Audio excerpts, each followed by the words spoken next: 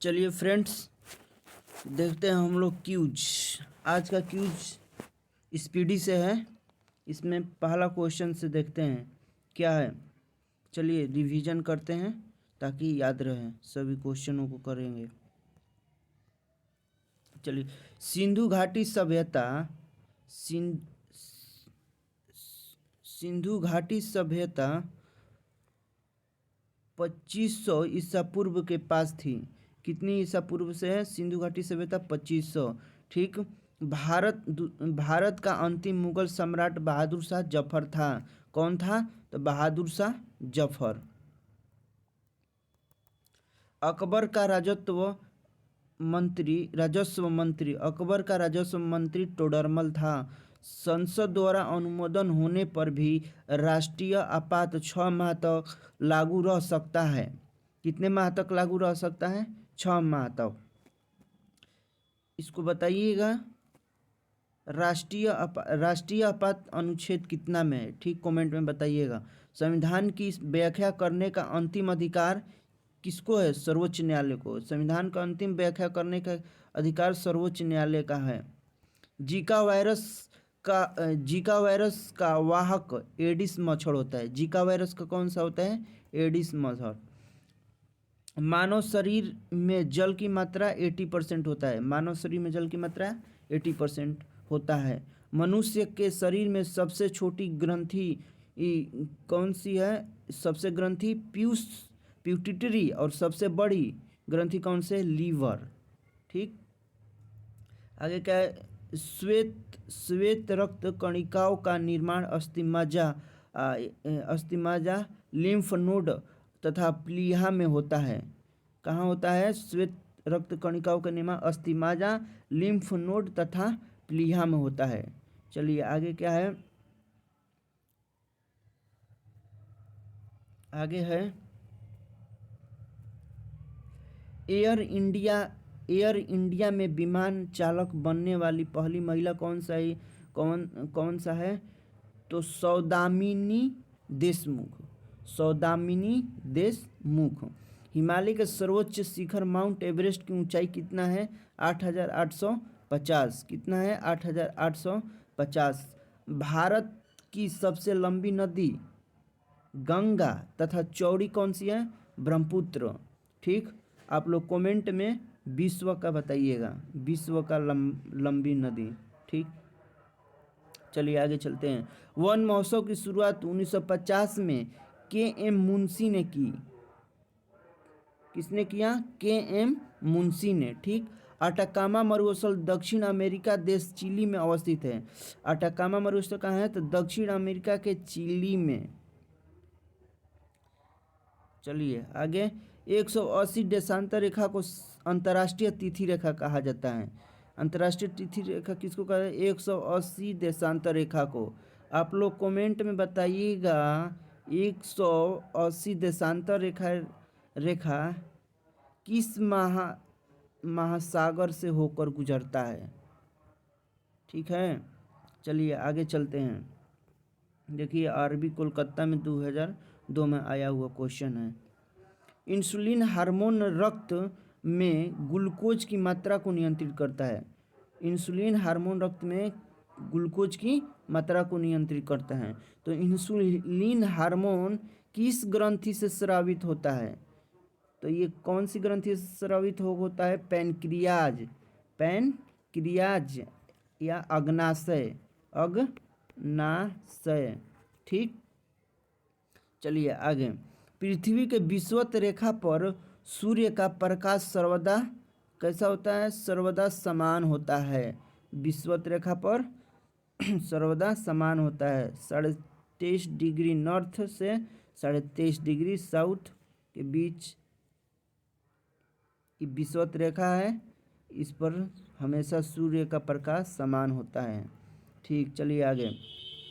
जब राष्ट्रपति उपराष्ट्रपति दोनों का पद रिक्त हो तो भारत का मुख्य न्यायाधीश राष्ट्रपति के रूप में कार्य करता है। आप लोग कमेंट में बताइएगा किस न्यायाधीश ने राष्ट्रपति के रूप में कार्य किया था। चलिए आगे। साइलेंट वैली केरल में है। कहाँ में है? तो केरल में है। हुंड्रू जलप्रपात स्वर्ण रेखा नदी पर बना है। कहाँ बना है? स्वर्ण रेखा नदी पर हुंड्रू जलप्रपात स्वर्ण रेखा नदी पर रांची में है, जो झारखंड में। यूनेस्को कलिंग पुरस्कार प्रदान करता है। यूनेस्को कौन सा पुरस्कार प्रदान करता है? कलिंग पुरस्कार। ठीक, चलिए आगे आगे चलते हैं।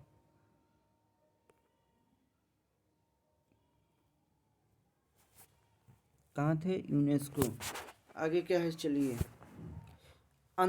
अंतरिक्ष में प्रवेश करने वाली पहली महिला कौन है? वेलेंतीना तिरेस्कोवा। वेलेंतीना तिरेस्कोवा। चलिए आगे क्या है? असत्य फल अग्नाशय एवं फूल के अन्य भाग से तथा सत्य फल केवल अंडाशय से उत्पन्न होता है। सत्य फल अंडाशय एवं फूल के अन्य भाग से और सत्य फल अंडाशय से उत्पन्न होता है। गुप्त वंश साहित्यिक कृतियों के संरक्षण के लिए विख्यात है। गुप्त वंश किनके लिए विख्यात है? साहित्यिक कृतियों के लिए। ठीक, आगे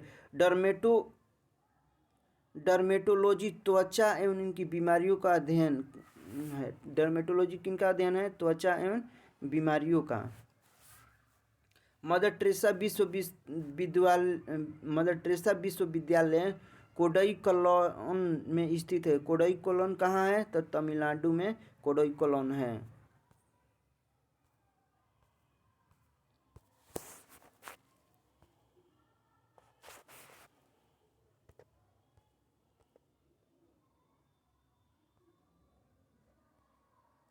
चलिए आगे चलते हैं। मिस्टेक से क्लिक हो गया।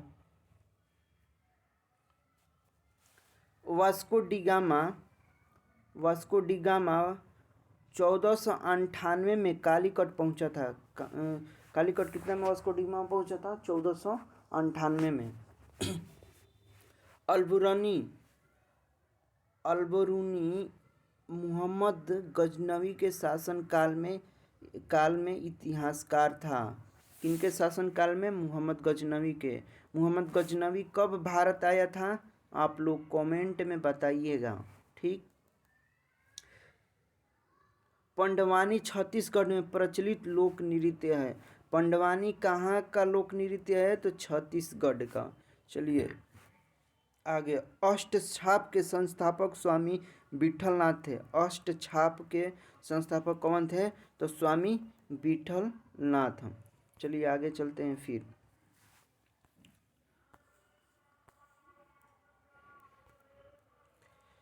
चलिए आगे क्या है? लॉ ऑफ फ्लोटिंग सिद्धांत की खोज आर्किमिडीज ने की। लॉ ऑफ फ्लोटिंग उत्प्लावन का सिद्धांत किसने किया? आर्किमिडीज ने। ठीक, भारत के किस राज्य की राजधानी भारत के किसी राज्य के राज्यपाल बनने वाली पहली महिला कौन है? तो सरोजनी नायडू। यह कहाँ की? उत्तर प्रदेश की। और पहली महिला मुख्यमंत्री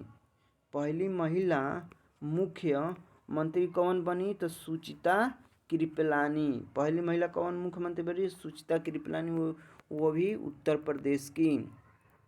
ठीक, वॉल स्ट्रीट न्यूयॉर्क में स्टॉक एक्सचेंज है। ठीक, वॉल स्ट्रीट कहाँ का है? न्यूयॉर्क में स्थित स्टॉक एक्सचेंज। भारत का स्टॉक एक्सचेंज बताइएगा आप लोग कमेंट में। अलाउद्दीन खिलजी ने मूल्य नियंत्रण नीति सैनिकों के भले के लिए लागू किया। ये पूछता है मूल्य नियंत्रण नीति किसने लागू किया? तो अलाउद्दीन खिलजी ने। ठीक, चलिए, भारतीय सिविल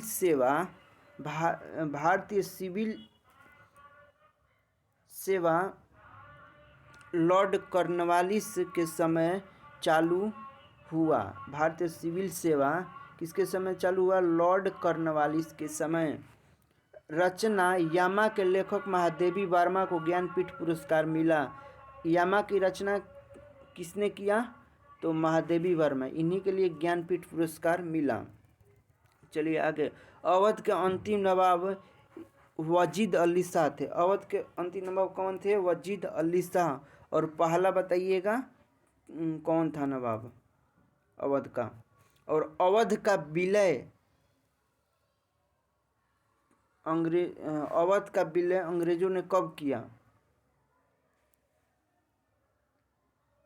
सॉरी, विलय नहीं, अवध का हड़प कर शामिल कब किया गया? महेश्वर अहल्या बाई होलकर की राजधानी थी। महेश्वर किनकी राजधानी थी? अहल्या बाई होलकर की। ठीक। शरीर का सबसे बड़ी ग्रंथि कौन है? यकृत है। शरीर का सबसे बड़ी ग्रंथि यकृत है। सबसे छोटी कौन होता है बताइएगा आप लोग कमेंट में। गोवा 25वां राज्य बना।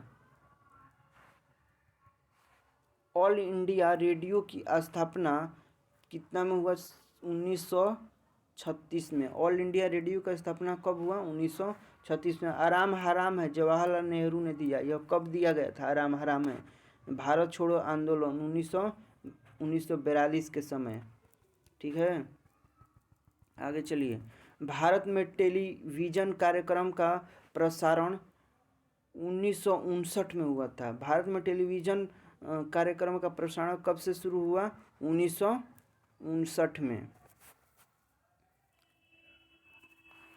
नोबेल पुरस्कार 1901 में प्रारंभ किया गया। नोबेल पुरस्कार कब प्रारंभ किया गया? 1901 में। मनुस्मृति सबसे प्राचीनतम स्मृति है। मनुस्मृति सबसे प्राचीनतम स्मृति है। वंदे मातरम बंकिम चंद्र चटर्जी ने लिखा था। वंदे मातरम किसने लिखा था? बंकिम चंद्र चटर्जी। संविधान का अनुच्छेद 25 से 28 धर्म की स्वतंत्रता है। 25 से 28 किसकी स्वतंत्रता है? धर्म की स्वतंत्रता। चलिए आगे। प्राचीन भारत का महान विधि निर्माता किनको कहा जाता है? मनु का। मनु को प्राचीन भारत का महान विधि निर्माता। समुद्र पृथ्वी पर लगभग 71% है। समुद्र पृथ्वी का लगभग कितना परसेंट है? 71%। चलिए आगे। रुपया का सिक्का भारत में पहली बार शेरशाह सूरी के शासनकाल में ढाला गया था।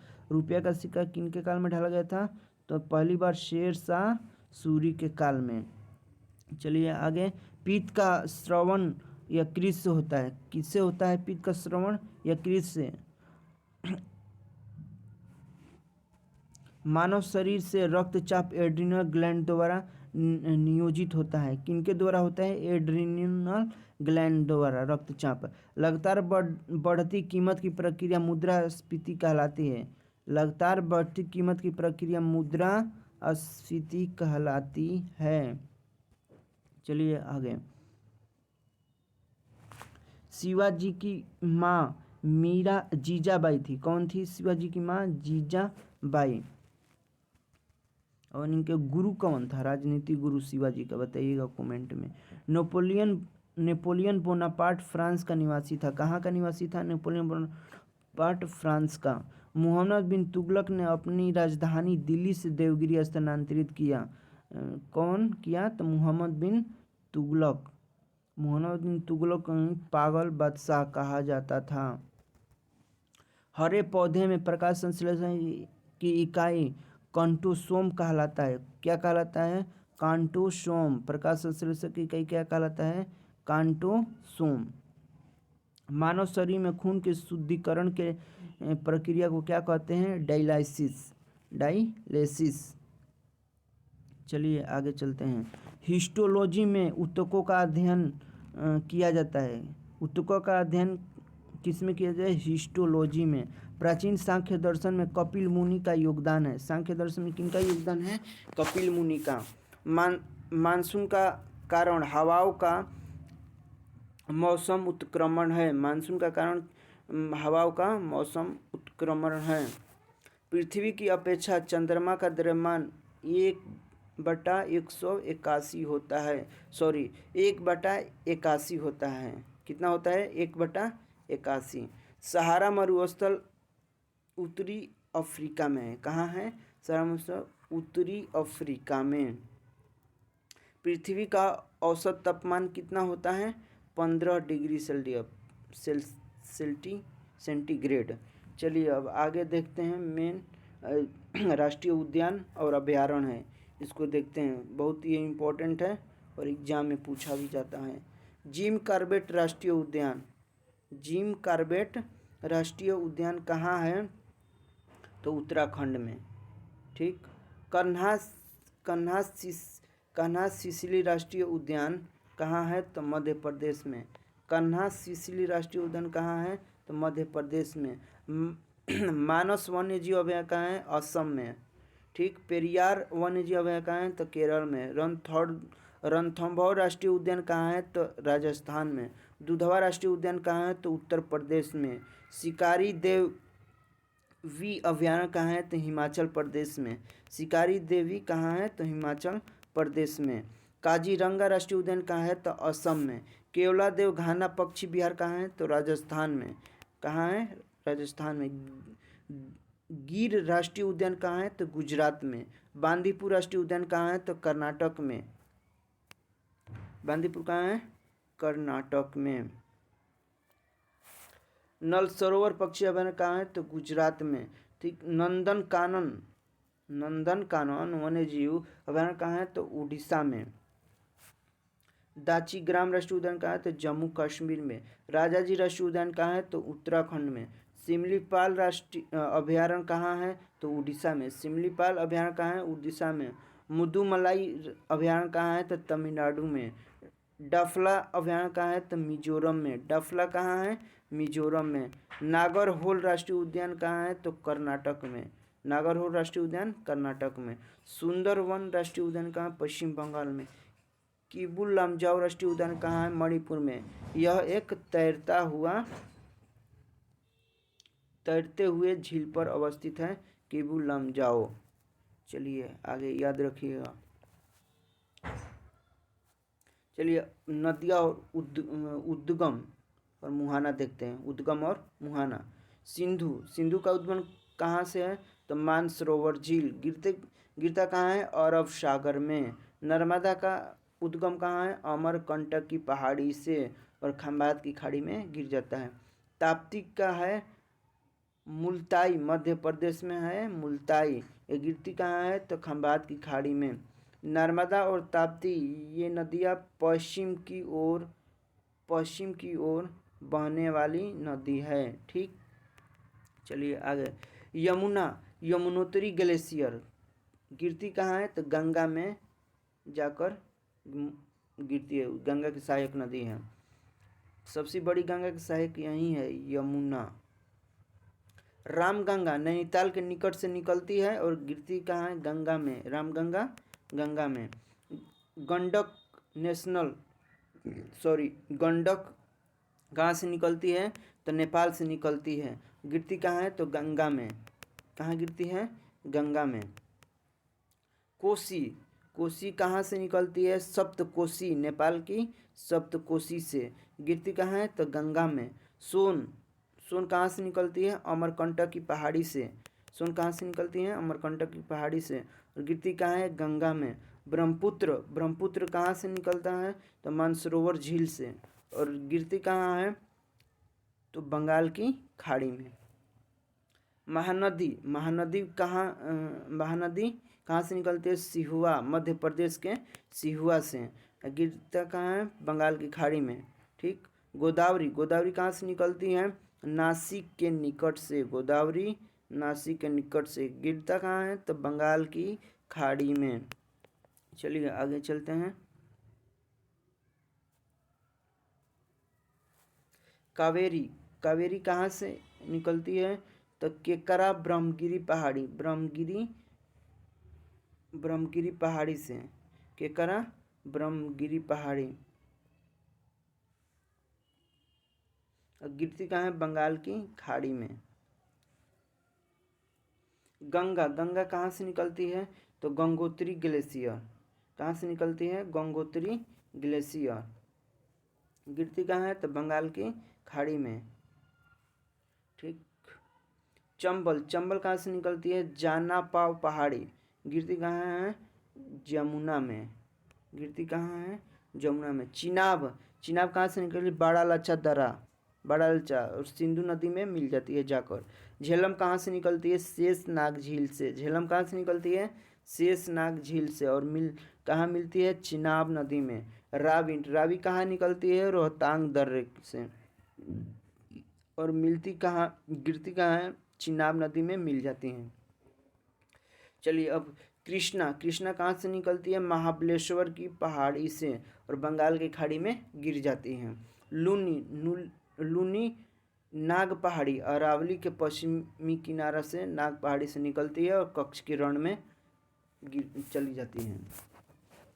ब्यास। ब्यास कहाँ से? रोहतांग दर्रा से। रोहतांग दर्रा से निकलता है ब्यास और सतलज नदी में मिल जाती है। सतलज मानसरोवर झील से निकलती है और चिनाब नदी में गिर जाती है। नील विक्टोरिया झील से निकलती है और भूमध्य सागर में गिर जाती है। अमेजन लाइगो विलफेरो से निकलती है और अटलांटिक महासागर में गिर जाती है। ठीक। हांगहो क्यूनुल पर्वत से निकलती है और चिहिल पहाड़ी में गिर जाती है। कहाँ से निकलती है? क्यूनुल पर्वत से और चिहिल पहाड़ी में गिर जाती हैं। डेन्यूब ब्लैक फॉरेस्ट पर्वत से निकलता है और काला सागर में गिर जाती है। ठीक। बोल्गा स्लडाई पठार से निकलता है और कैस्पियर सागर में गिर जाती है। ठीक। यांगटीसी तिब्बत का पठार से निकलती है और चीन सागर में गिर जाती है। कांगो लुआयला से निकलती है और अटलांटिक महासागर में गिर जाती हैं। चलिए ठीक है फ्रेंड्स, इतना ही रिवीजन हमेशा करते रहेंगे ताकि याद रहे। ठीक है, बाय।